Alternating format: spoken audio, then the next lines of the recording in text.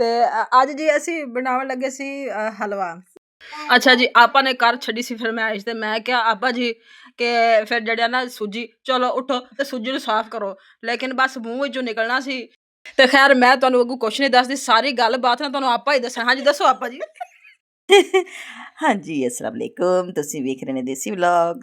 ਤੇ ਹਾਂਜੀ, ਅਸੀਂ ਬਸ ਸਾਡੇ ਮੂੰਹ 'ਚ ਨਿਕਲਣਾ ਸੀ ਤੇ ਅੱਗੇ ਬੱਚੋਂ ਨੇ ਫੜ ਲਿਆ।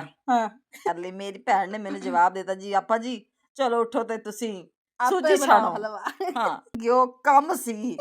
ਮੇਰੀ ਭੈਣ ਨੇ ਵੈਸੇ ਮੈਨੂੰ ਨਾ ਗੁੱਸੇ ਨਾਲ ਕਿਉਂ ਕੰਮ ਦੇ ਦਿੱਤਾ, ਬੇਇੱਜ਼ਤੀ ਕਰ ਦਿੱਤੀ। ਲਓ ਜੀ, ਫਿਰ ਅਸੀਂ ਸੂਜੀ ਵੀ ਪਾ ਦਿੱਤੀ ਤੇ ਨਾਲ ਅਸੀਂ ਬੇਇੱਜ਼ਤੀ ਵੀ ਵਿੱਚ ਹੀ ਪਾ